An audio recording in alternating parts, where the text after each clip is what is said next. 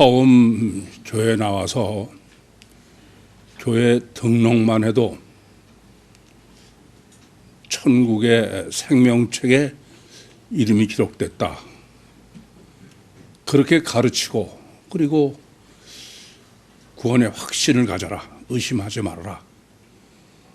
그런 교회에서 신앙생활을 하다가 베드로전서 3장 20절에 구원받는 게 얼마나 어려우냐. 노아의 방주에서 물로 구원받은 사람이 겨우 8명밖에 안 된다. 그 말씀을 제가 내 눈에 들어오고 그걸로 놀랐을 때, 그때부터 아마 구유복음은 시작되지 않았나 그렇게 여기게 됩니다. 너무 갈등이 심해서 이게 도대체 말이 어느 게 맞고 이게 되느냐. 그래서 저는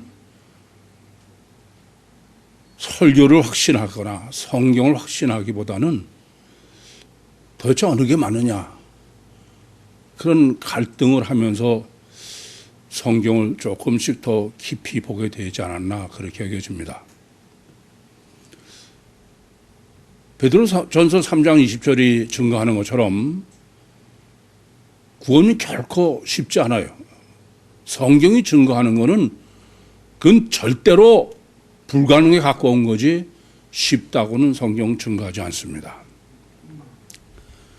디모데전서 2장 4절에 하나님께서 모든 사람이 구원을 받고 진리를 아는 데 이르기를 원하신다. 그 말씀만 보면은 구원은 쉬울 거다 그렇게 생각하는 게 당연하다고 여겨져요. 그런데 이렇게 모든 사람이 구원을 받는다고 하신 말씀의 구원은 천국 구원이요 천국 복음으로 구원이지 세상 복음으로 세상 구원은 아니다 라는 사실은 교회를 다니는 사람이라면 누구나 다 잘 알고 있는 사실일 것입니다. 천국 복음이어야 되는 거예요. 그런데 예수님께서 마태복음 24장 14절에 이 천국 복음이 모든 민족에게 전파되리니 그제서야 세상 끝이 오겠다. 그런데 이 말씀을 주님이 직접 하시고 직접 주님께서 천국 복음을 전하시면서 하신 거예요. 이 말씀에 이 천국 복음이 예수님께서 천국 복음을 전하지 않으시면서 앞으로 천국 복음이 올 테니까 그것이 모든 민족에게 전해지면 그제서야 세상 끝이 온다라고 말씀하신 게 아니에요. 현재 천국 복음을 전하시면서 이 천국 복음이 모든 민족에게 다 전파되리니 천국 복음으로 구원되면은 종말이 온다는 얘기 아니에요.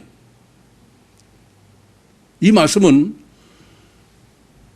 천국 복음이 전파되는 것만, 그게 주님이 천국 복음을 전하신 이래부터 나머지 인류의 모든 역사예요.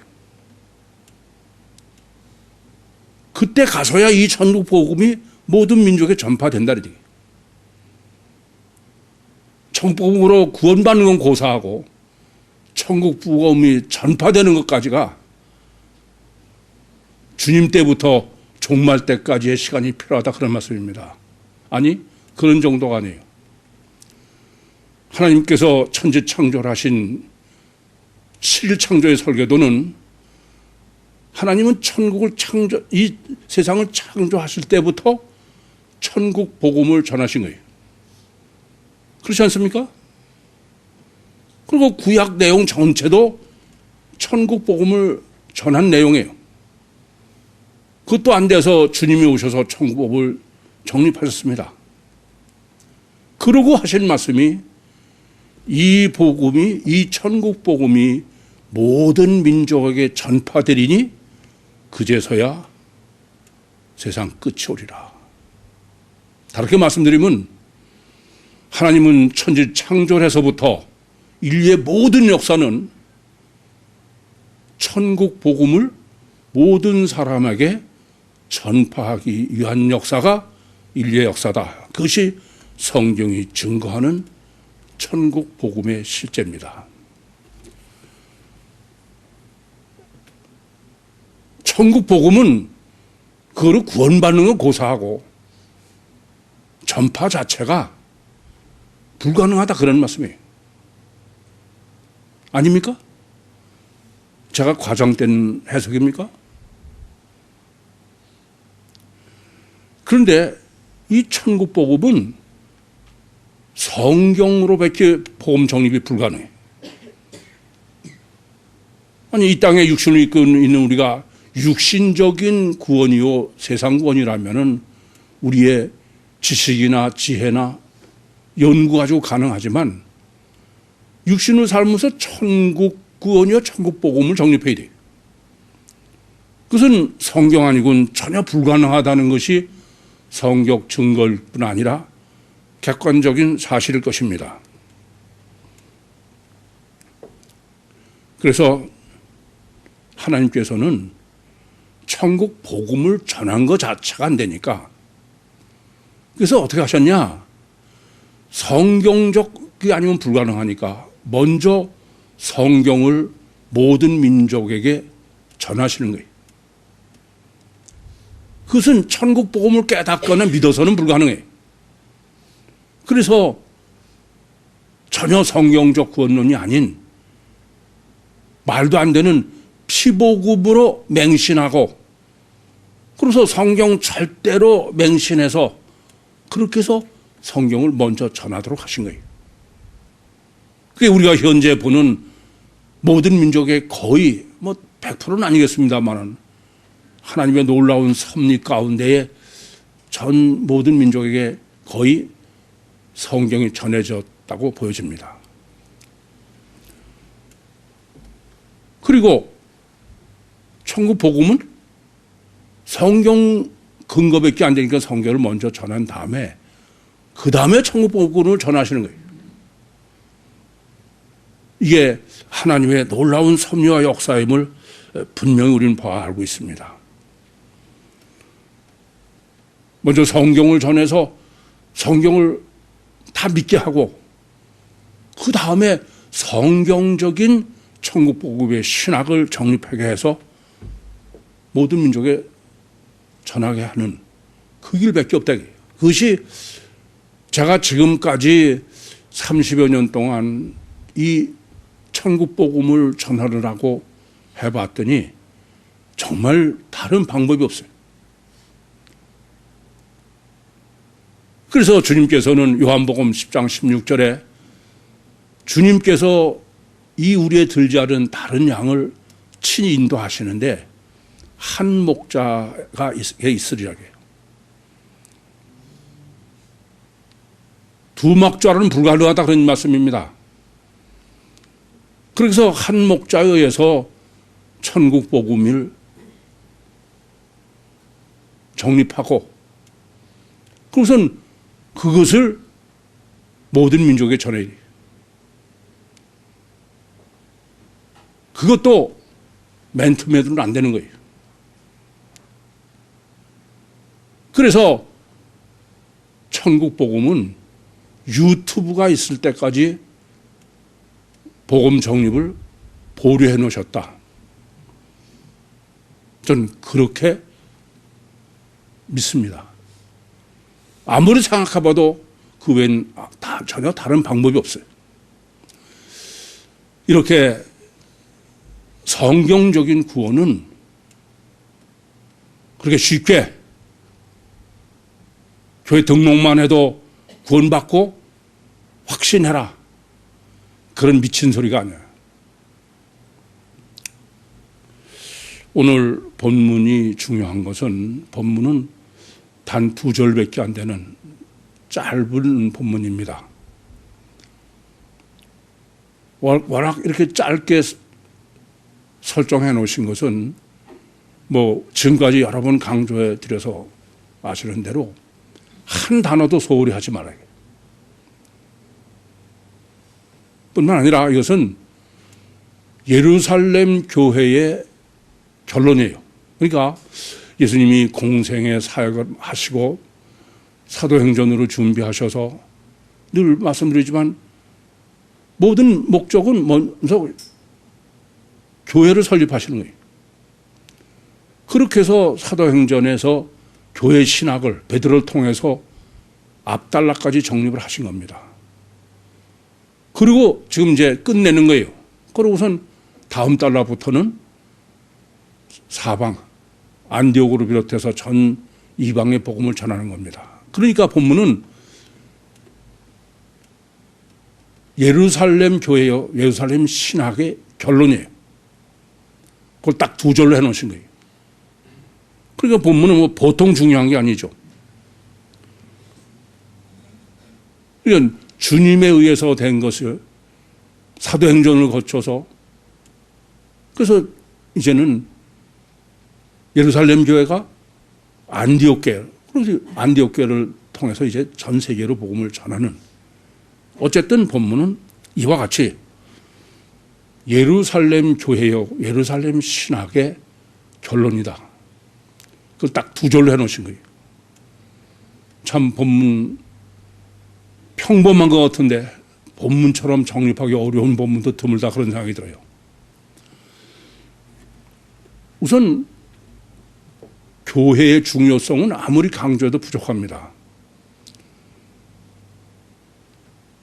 조금 전에도 말씀드린 것처럼 성경의 역사의 목적은 일차적인 것은 오순절 교회예요. 교회가 목적이다. 그러니까 교회의 중요성은 뭐 이루 말할 수가 없죠. 그러니까 주님의 교회요, 주님이 직접 세우신 초대교회의 신학을 정립하는 문제는 절대입니다. 그래서 이렇게 지금 교회론을 결론으로 하면서 하는 이유는 이 예루살렘 교회가 바로 모든 교회의 근본이요, 신앙의 근본이요, 신학의 기준이요, 모든 것이 바로 근거가 예루살렘 교회에 되기 때문에 그래서 사도행전 11장 19절에서부터 22절까지도 자생적으로 생긴 안디옥 교회가 예루살렘이 절대적인 기준이고 근거에 되기 때문에 바나바를 파송해가지고 그래서 그 안디옥 교회를 목회하게 한 사실을 우리는 이미 정립해서 잘 알고 있습니다.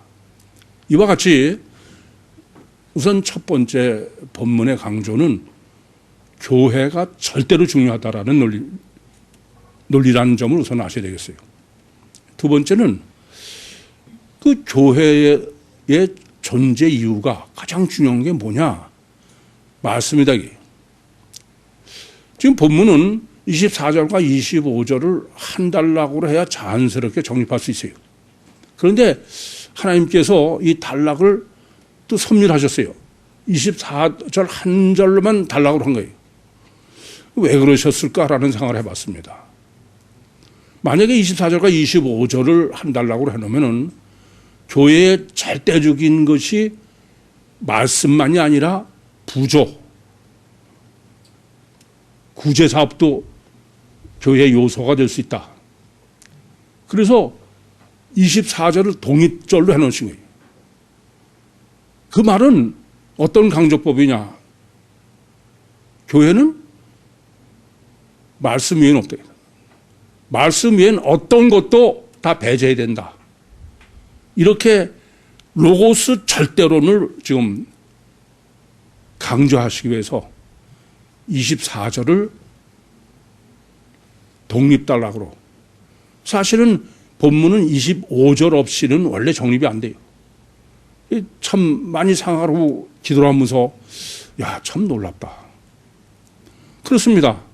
조금 전에도 말씀드린 것처럼 교회는 성경만이 절대적이에요. 성경이 없으면은 교회는 아예 있을 수도 없어. 그렇지 않습니까? 그래서 뭐 기독교는 말씀의 종교니 계신의 종교니 그렇게 표현하는 거예요. 지난번에도 말씀드렸지만 주님이 성육신하신 목적의 1차는 가장 중요한 게 뭐냐? 요한복음 1장 1절부터 3절에 기록하는 것처럼 태초에 말씀이 계시니라, 이 말씀이 하나님과 함께 했으니 이 말씀은 곧 하나님이시니라. 말씀 때문에요. 말씀이 없으면은 아무리 성육신하고 하셔도 그건 없는 사실이니까. 그래서 초대교회의 가장 절대는 말씀, 로고스 외에 다른 건 아무것도 끼어들면 안 돼요. 그건 다 배제한다. 구제는 아니다. 절대 아니다. 그런 강조법이라는 점을 우선 아셔야 되겠습니다. 그런데 문제가 되는 것은 지금 24절 보시면 하나님의 말씀은 흥왕하며 하여 더하더라. 이 너무 포괄적이고 관념적이에요. 무슨 말인지 도대체. 말씀이, 여러분은 도대체 말씀이 흥왕하고 말씀이 더하더라. 그게 무슨 말이에요 도대체. 이 번역자가 제가 보면 참 한심해. 이 지금 본문이 절대고 중요하고 실자가 뭔지를 이 번역한 사람이 헬라어 원문을 모를 리가 없어요.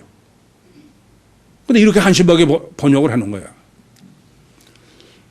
이 헬라어 원문대로 보시면은 본문은 이래요. 호데로스 꾸리우스. 호라는 정관사와 로고스 사이에다가 데라는 접속사를 넣은 거예요. 이게 그걸 앞에다 놓은, 원래는 데, 호, 로고스래야 돼. 근데 지난번에도 말씀드린 것처럼 정관사와 로고스 사이에다가 앞과의 관계인 접속사를 넣은 거예요. 그것은 무슨 말씀이겠습니까?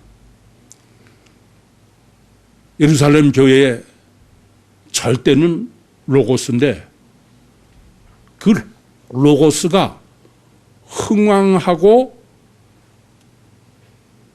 더해간다. 두 번째는 뭐냐면은 초대교회 로고스는 두 개다. 하나가 아니에요. 왜냐하면 흥왕이라고 번역된 헬라어 원문은 능동태예요. 그리고 더해간다는 헬라어는 수동태입니다.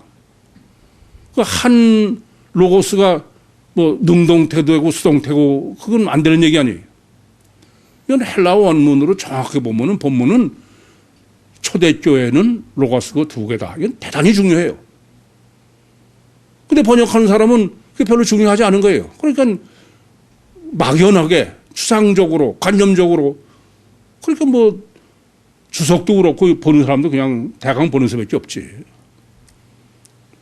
이렇게 초대교회는 초대 예루살렘 교회가 중요한 건 첫째는 교회가 절대다. 두 번째는 로고스가 절대다. 세 번째는 로고스는 둘인 게 절대다. 이제 그러고서 25절은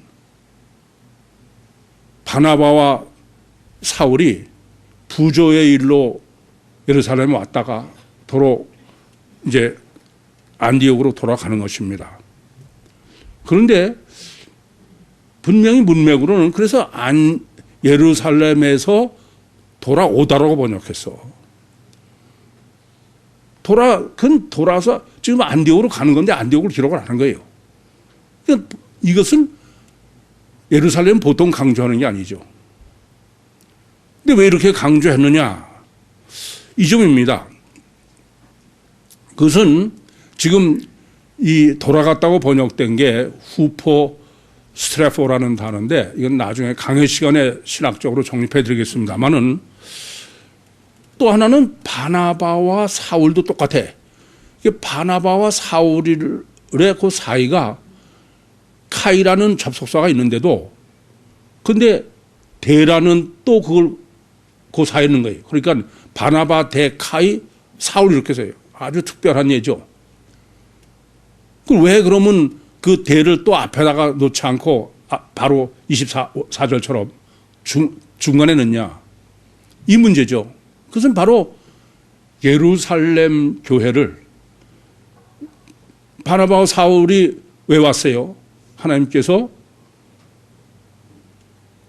기근을 들게 해서 그래서 부조 때문에 온 거 아닙니까? 근데 왜 왔느냐?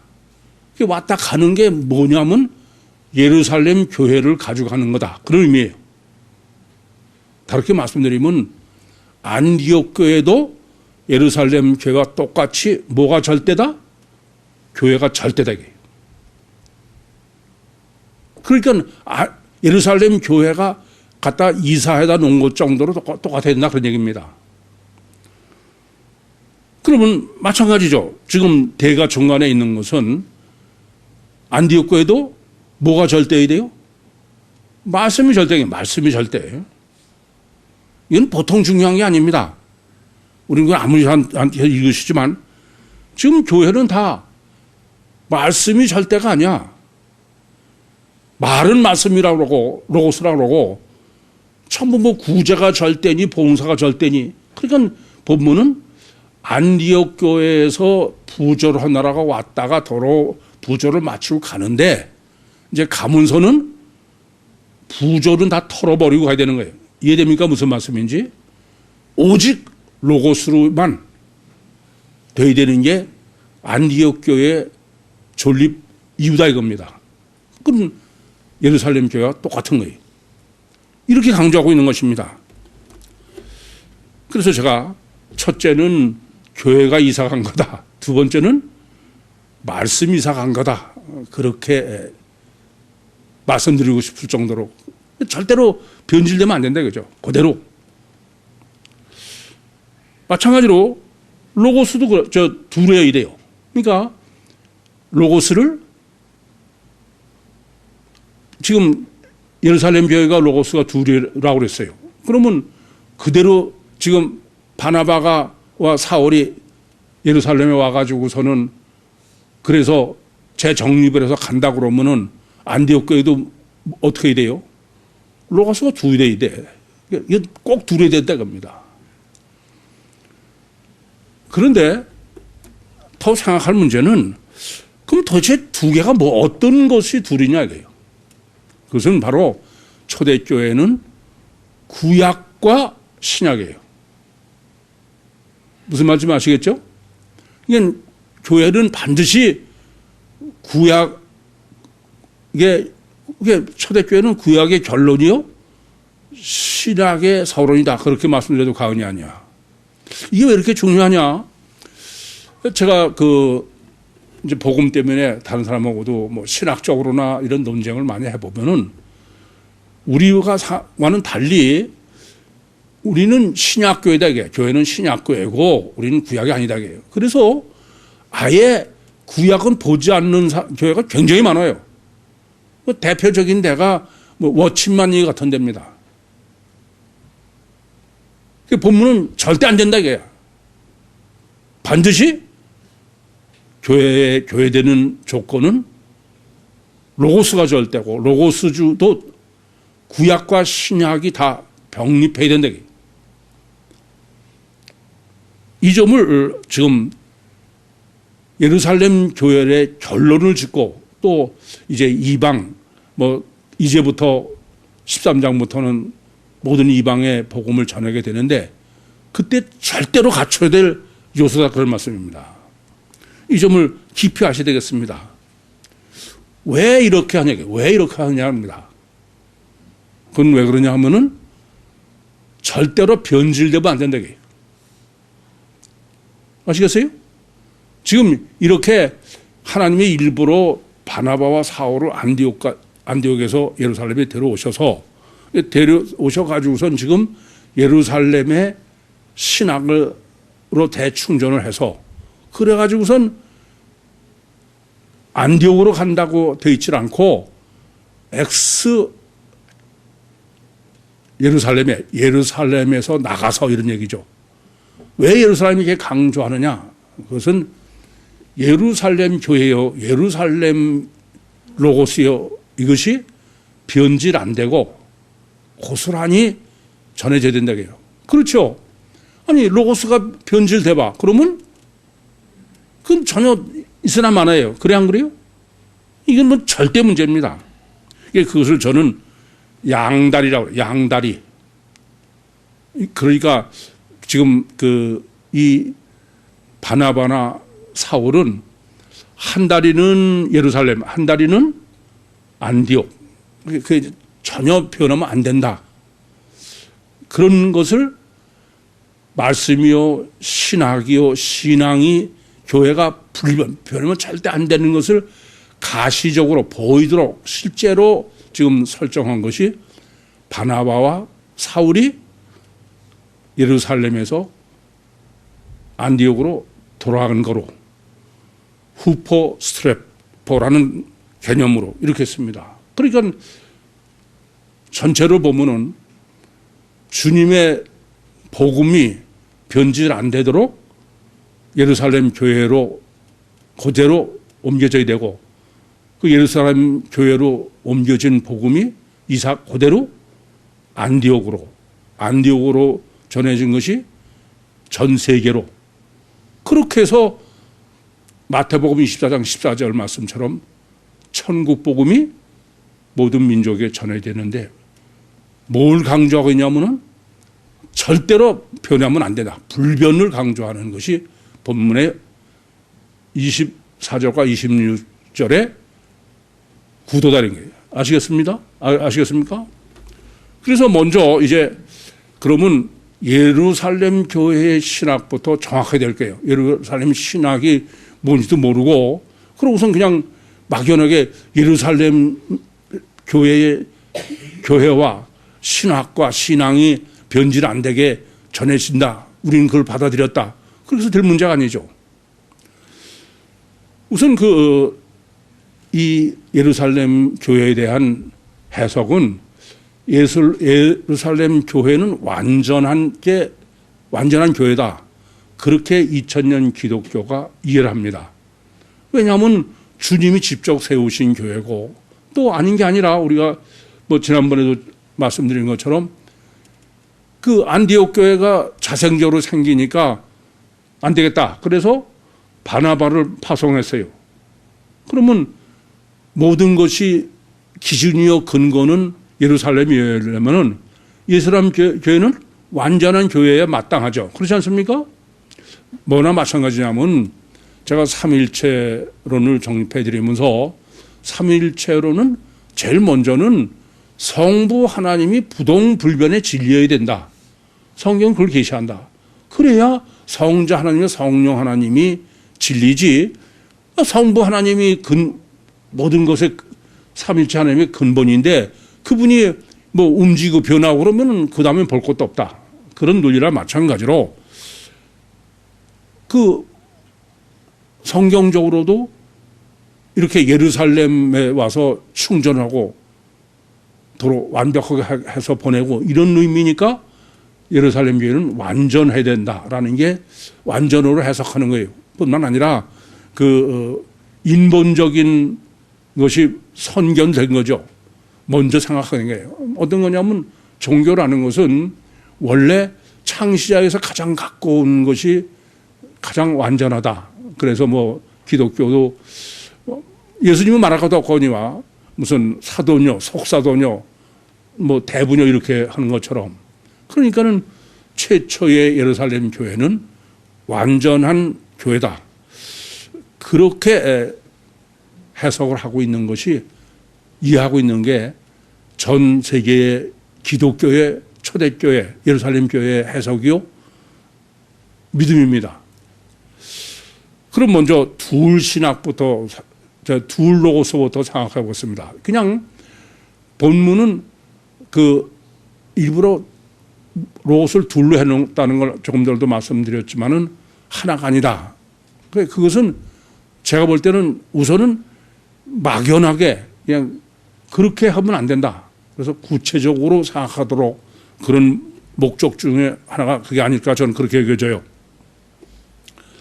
그런데 중요한 문제는 지금 이제 그 구약과 신약 로고스가 두 개 있어야 된다고 그랬는데 그런데 그 하나는 뭐 능동으로 되어 있는 것은 나 또는 수동으로 되어 있는 두 가지가 다 미완료예요. 미완료라는 건 뭐냐면 완료형이 아니에요. 미완료라는 것은 영어로 하면 진행형이다. 이게 무슨 말씀이냐면 능동태로 되어 있는 흥왕이나 또 수동태로 되어 있는 더하다, 추가하다 그런 것이 계속 진행되고 있다는 얘기예요.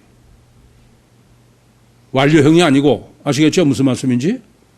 헬라 원문은 미완료 능동태, 미완료 수동태로 되어 있어요. 그러면 문제가 되죠. 그러면 예루살렘 교회의 로고스는 어떤 거예요? 부동불변의 진리가 아니야. 안 그래? 그래요? 아니, 진행형이라는 것은 계속 변하고 있다는 얘기죠. 안 그래? 그래요? 이게 심각한 거야. 그러니까 예루살렘 교회가 모든 것의 기준이어야 된다. 그 말은 맞아요. 그러니까 전부 그건 부동불변의 완성태로 생각한 거예요. 그래서 늘 자꾸 초대교회로 돌아가자는 거예요. 그런데 본문은 아니에요.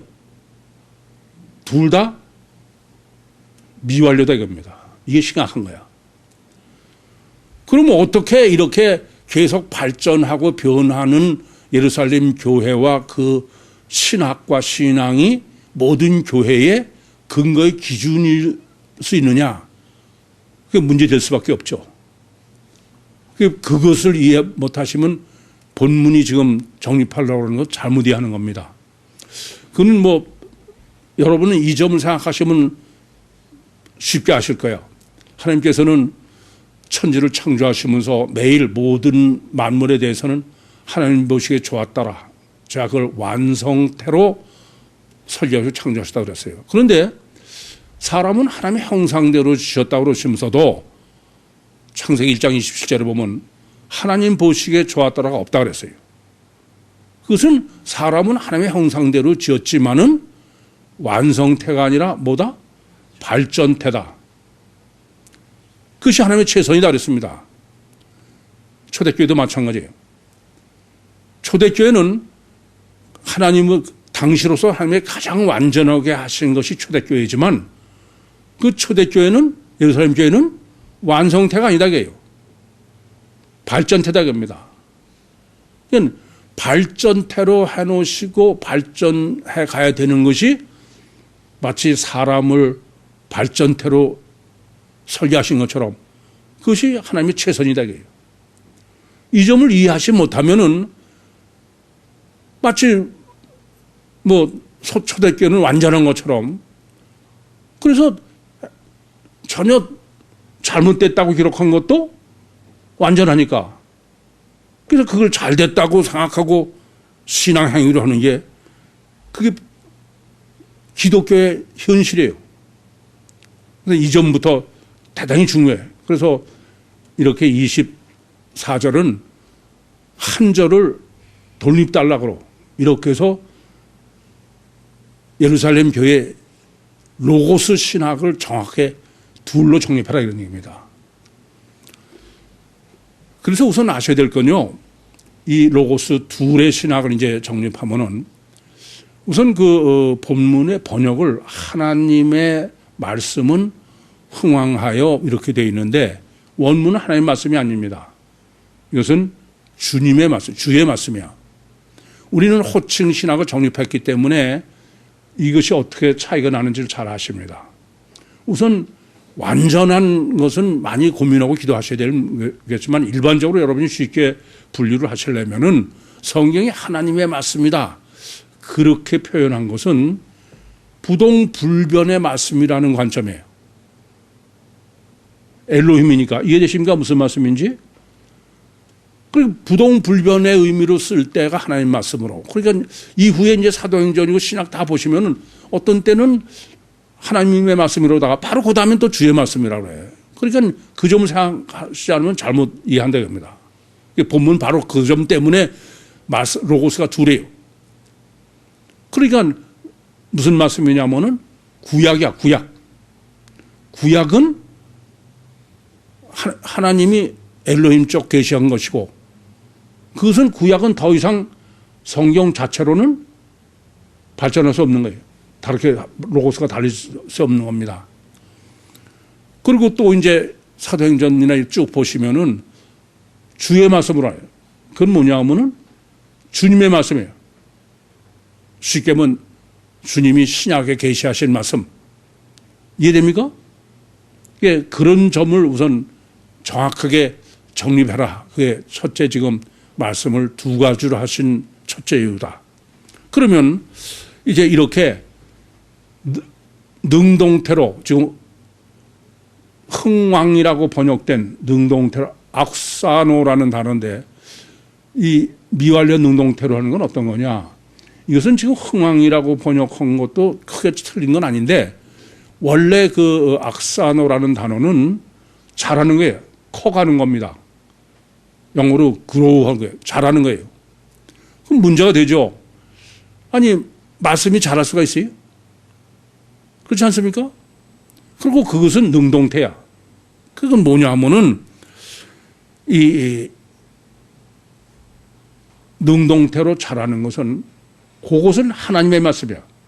구약입니다. 근데 구약 말씀은 조금 전에도 부동불변이지 그건 자랄 수가 없다고 그랬어요. 그럼 뭐가 자란다냐 하면은 신학. 그래서 엘로힘의 말씀이 아니라 꾸리오스 주님의 말씀이야. 다르게 말씀드리면은 구약이 신학으로 해석되는 신학이 구약 성경을 뭐로? 신약으로 신학이 정립돼야 된다. 구약은 그냥 읽으면 다 뭐로 읽어요? 율법이 아닙니까? 그게 율법이 아니라 신약으로 해석해야 된다. 그래서 제가 예수님의 공생의 사역에 중요한 것은 예수님이 그냥 말씀하시잖아요. 때에다 뭐라고 그래요? 구약을 신약으로. 그 마태복음 그 5장에서도 너희가 뭐 살인하지 마라, 간음하지 마라 그런 말을 들었으나 간음도 내가 너에게 이르노니 그것은 간음이 아니고 실제 그가 말씀하려는 것은 스칸달리조다. 이해되시죠? 그런 지금 초대교회는 구약을 신학적으로 신학을 정립하는 그것은 구약의 로고스가 잘한다는 의미로 지금 쓴 거예요. 그것은 능동태예요. 교회가 스스로 해야 되는 거다 그런 말씀입니다. 이해되시죠? 근데 또 하나는 지금 수동태예요. 그것은 플렐로입니다. 지금 더한다, 추가한다. 그렇게 번역됐는데 그건 뭐냐면은 신약 시대는 주님이 그때 새로 계시를 하는 거야.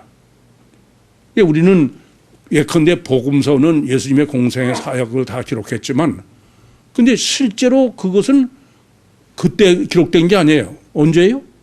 주님 다 돌아가시고 한참 후에 주님께서 계시를 하셔서 기록된 거예요. 다르게 말씀드리면 초대교회는 두 번째는 이렇게 신약 성경을 기록하는 때예요. 그것은 주님이 계시를 하셔서 기록하니까 수동태죠. 이해되십니까? 이게 굉장히 중요한 것은 이와 같이 초대교회는 구약은 신학으로 신약적 신학을 정립하는 그래서 해석하는 질적으로 자랐다 그런 얘기고 또 하나는 신약 성경을 기록하는 거예요. 그러니까 아직 신약 성경은 정경으로 정립이 되기 전입니다. 이게 굉장히 중요해요. 실제로 이래요. 우리는 지금 완전히 성경을 신구약 성경을 다 한 손에 들고 그러고선 계시록 22장 18절 19절 말씀처럼 여기서 더해도 안 되고 그러니까 철저하게 성경 기준의 신학이나 신앙이 가능해요. 그래 안 그래요? 그런데 지금 초대교회 때는 구약은 완성됐지만 신약은 지금 기록하고 있는 과정 중이에요. 실제로 신약 성경이 성경으로 확정된 것은 아무리 빨리 봐도 주 170년입니다. 올해 교회사로 보면은 주 4세기야. 그건 무슨 말이냐면 그전에는 우리 초대교회나 이 교회들은 전부 신앙이나 신학은 뭐가 기준이냐면은 말씀을 전하는 사람이에요. 이해되세요? 그러면서 그걸 기록해 가는 것이 신약 성경이다 그런 말씀이에요. 성경이 완성된 게 아니에요. 그럼 이래요. 신앙을 예수님의 가르침이나 이런 거로 신앙생활을 하거나 그러면 완전할 수 있죠. 근데 이미 보시는 대로 이 베드로나 이런 사람들은 다 어떤 거예요? 아니에요. 그러니까 이게 문제가 되는 거예요. 초대교회를 완전으로 하는 건 절대 안 되는 겁니다. 이미 우리가 정립해서 아시는 거대로 신학적 정립도 이렇잖아요.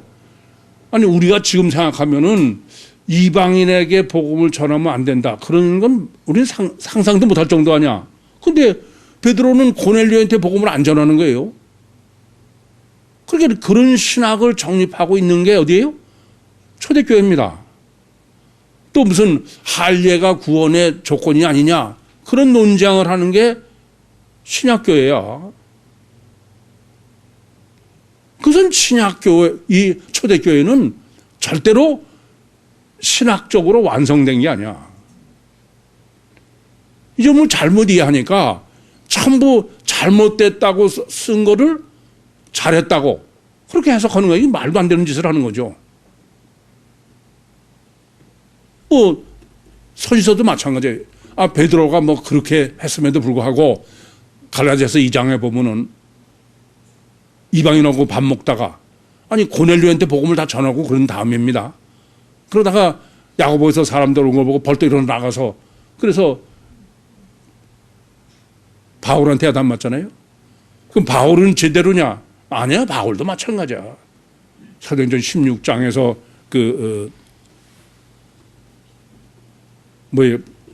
마게도니아의 복음 전하는 과정에서 성경이 계시했듯이 이 점을 아셔야 됩니다. 그러니까 이건 이 정립을 하시면은 이후에 성경 해석이 전혀 틀려져야 돼. 우리는 제가 지금 서신서는 설교를 안 하니까 그런지 서신서는 발전태지 그건 절대로 완성태가 아니에요. 그래서 굉장히 중요한 문제가 있어. 지금 방금 말씀드린 것처럼 신약 성경은 발전태예요, 다. 아시겠어요? 그럼 성경 전체의 완성태가 어디 있어? 네? 이 점이 절대로 중요한 거야. 창세기 1, 2, 3장의 설계도라는 게 무슨 뜻이에요? 그건 완성태야. 그 완성태가 없으면 발전태 해석이 불가능한 거예요. 복음서가 완성태예요. 그래서 복음서 저자는 사도행전까지는 그래서 저자 이름을 안 써. 누군지 몰라. 창세기도 누가 썼는지 저자 이름을 안 쓰는 거예요. 그래서 이따 강의 시간에 정립해 드리겠습니다만은 창세기와 복음서가 정립 안 되고서 성경 해석은 절대 불가능해. 그건 절대 불가능합니다.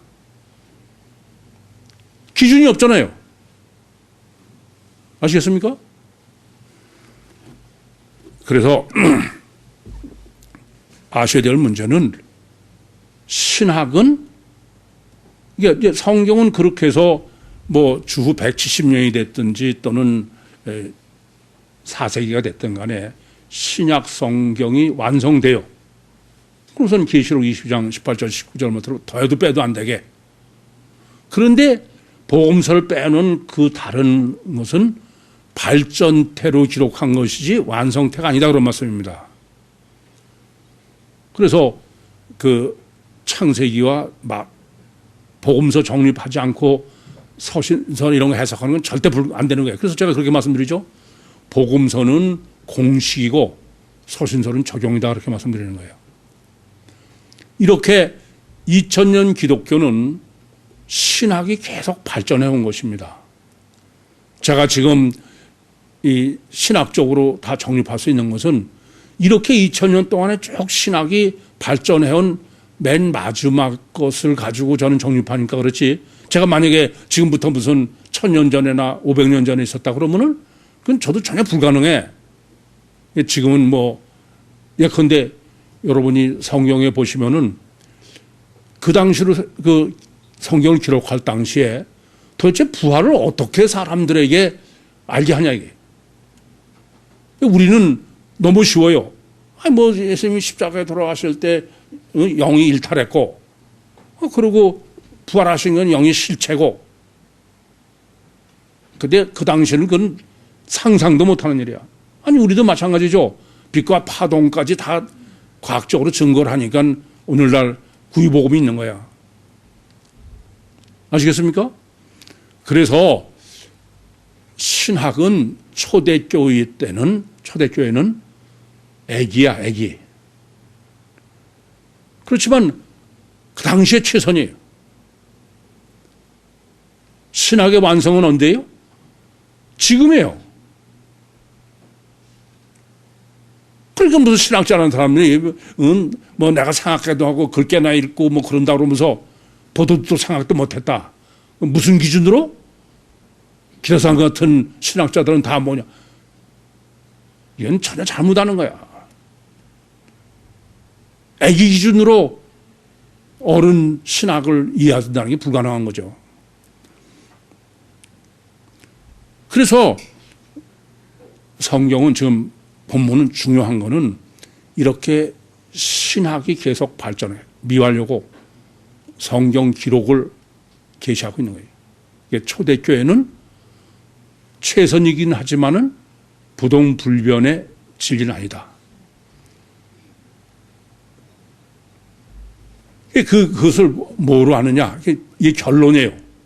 지금 25절이 결론이야 또. 왜냐하면 25절 다음에 이제 드디어 안디옥 교회로 가고 그러지 않습니까?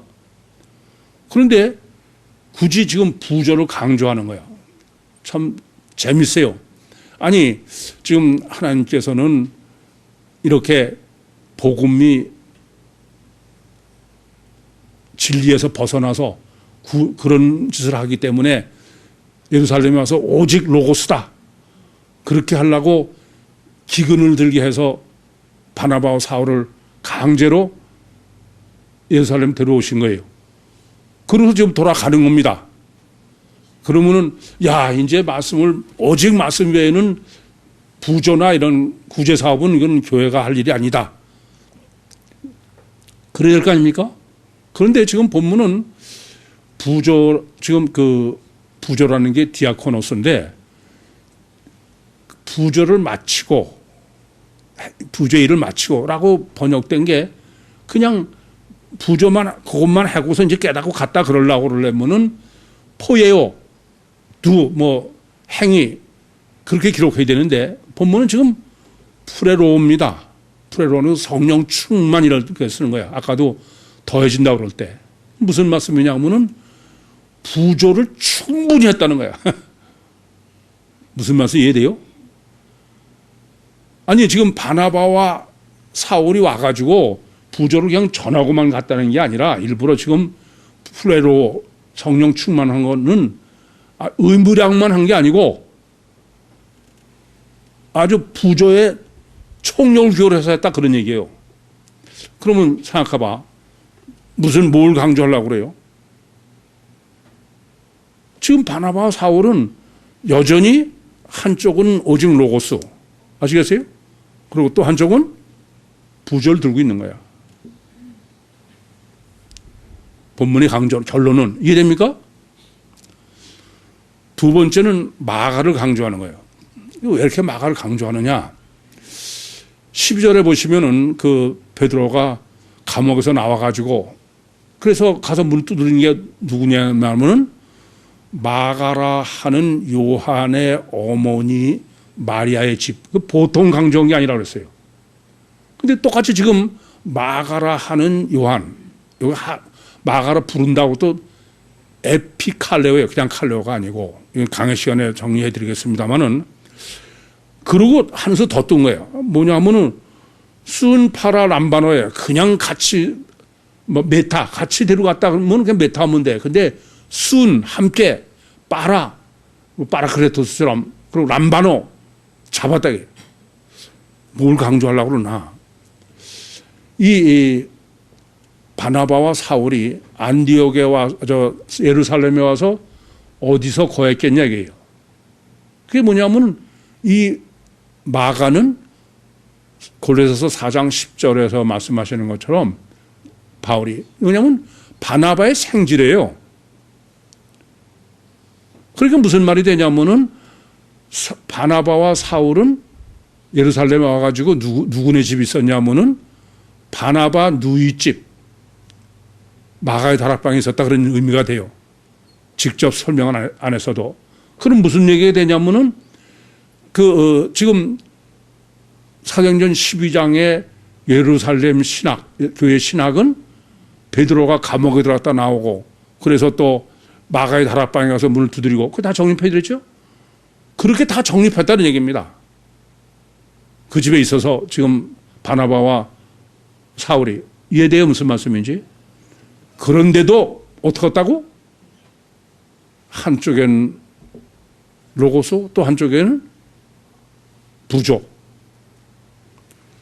뿐만 아니라 지금 굳이 이 마가를 강조하는 것은 여전히 이 바나바 사울은 육체가 절대다 이거예요. 스트로게 피는 물보다 진하다 이거예요. 그래서 마가를 데려간다 이거예요. 결국 마가 한참 입으로도 이걸 이해하지 못하시면 마가가 또 혼자 예루살렘에 오고 나중에 또 바나바와 바울이 헤어지더라고 싸움을 한 게 마가 때문에 해. 그건 다 뭘 강조하는 거예요? 여전히 뭐가 절대야? 육이 절대야. 아시겠어요? 그 말은 그러면 예루살렘의 교회, 신학, 복음, 신앙이 고스란히 전해줄 수 있어요? 없어요? 그건 전혀 불가능하다. 이게 안 된다. 이게. 전 정말 30년 동안 이런 걸 바로 제가 실제적으로 깨닫고 그런 믿음이 없어서 또 그렇겠지만 큰 목회자들을 키워가지고서는 이 복음을 할까? 전혀 불가능해. 그건 아주 저를 아주 전하는 최선을 다하면서 이건 좀 불가능하구나. 그래서 다 털어버린 거예요. 아니 이렇게 마가에 와서 베드로가 문을 두드리고선 그래서 17절에 뭐라고 끝나요? 야고보란 형제들에게 전해라. 여전히 육이야. 예수님의 육신의 동생이니까. 이건 현재까지도 이건 다 문제가 되는 거예요. 또 헤롯이 우상으로 정립하는 것도 육체가 절대이기 때문에 이건 천국 복음이 전해지는 것은 그건 아예 불가능한 거예요. 그건 전혀 불가능하다 이겁니다. 그래서 천국 복음은 한 목자가 하나님이 특별하게 해서 완전히 언제요? 신학이 다 발달한 후에. 그러고선 유튜브가 아니면 안 된다 그래요. 그저께 그 대구의 진학성 목사님의 안수식에도 제가 그렇게 설교를 했어요. 저는 20년 동안 이 전도사님한테 목사 안수를 해야 되느냐 안 되느냐 때문에 고민한 사람이다. 왜냐하면은 이건 도저히 전 허라고도 할 수 없고 할 수 없는 거예요. 제가 보면 불가능해 이건. 근데 그래서 진 목사님이 동영상으로 예배를 하기 때문이 아니다. 유튜브가 없었으면 난 진 목사님한테 전도사님한테 목사 안수 못한다. 그렇잖아요. 우리 복음으로 누굴 목사 안수를 하면서 이 사람은 이 복음으로 목사할 수 없다. 목회할 수 없다. 그 사람한테 뭐 안수할 수 있습니까? 그건 할 수가 없어. 근데 아무리 봐도 이건 불가능한 건 그건 유튜브가 아니면 저는 안수 못한다 겁니다. 두 번째는 물질 신앙이 안 되면 이건 절대 못합니다. 아니 뭐 교회가 인본을 해서 부흥을 해야지. 물질 신앙 안 되면 그건 절대로 그건 물질의 하나님만 보고 할 사람이 아니면 못한다. 그래서 제가 정말 20년 동안 뾰족한 눈으로 제가 잔인할 정도로 진 목사님을 본 거예요. 어려운 줄 알면서도 절대로 이런 한푼 절대 안 줘줬어요. 그건 하나님하고 해야 될 문제를 하나님을 내가 막을 수가 방해하는 거예요. 이건 전혀 잘못하시는 거지. 세 번째는 한 영혼을 위해서 목회할 수 있는 사람이 아니면 절대 안 된다. 그래서 저는 그렇게 지금도 그런 상황이에요. 내 평생에 다시 제가 목사 한수를 할 사람이 있을까? 그건 최초고 제일 마지막일지도 모른다. 그런 생각이 들어요. 여러분 이 점을 아셔야 됩니다. 초대교회는 반드시 기준이 돼야 돼. 그러나 그것은 완성태가 아니에요. 발전태라는 걸 잊지 마셔. 그리고 그것이 하나님의 최선입니다. 그런 거지 그게 완성태인 것처럼 뭐 그리스도를 본받아 예수를 본받은 것처럼 초대교회를 본받아 그건 안 되는 얘기예요. 인류 역사 이래 가장 완전한 교회는 구육교회가 가장 완전해.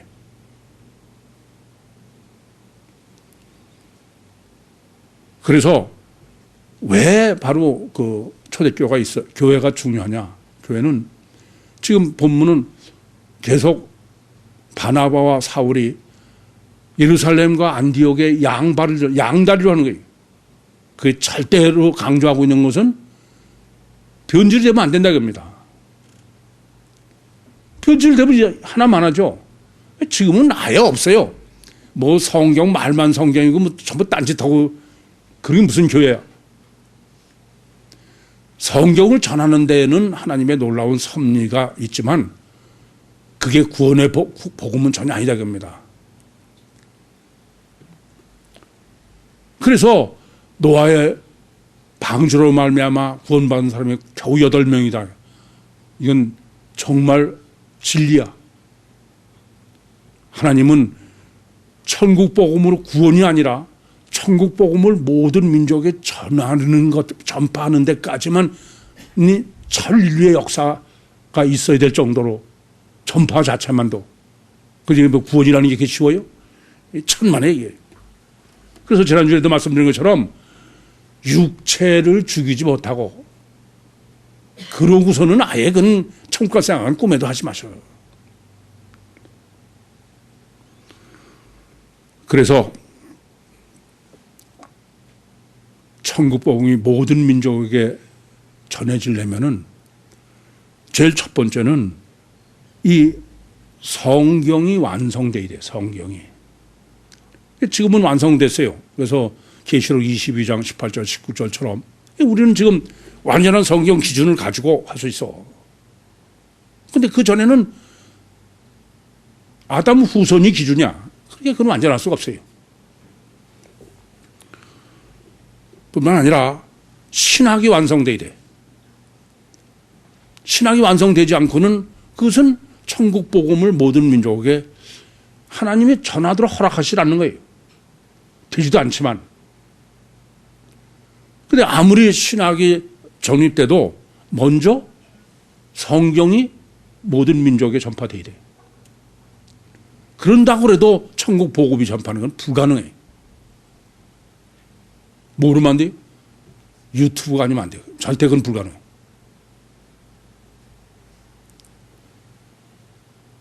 이 복음, 이 교회, 이것을 제가 강조하려고 과장되게 말씀드린 게 아니에요. 신학이 완성되고 그래서 유튜브가 등장할 때까지는 천국 복음은 전해질 수 없도록 하나님은 것을 미리 다 아시고 섭리해 놓으신 거예요. 이 점을 깊이 아시기 바랍니다. 그래서 요한복음 14장 26절에 보혜사 곧 아버지께서 내 이름으로 보내실 성령 그가 모든 것을 너에게 가르친다 이게 신학 정립을. 그건 오직 성령밖에 안 돼. 또 내가 너에게 말한 모든 것을 생각나게 한다. 성경 기록도 오직 성령 역사 없이는 안 됩니다.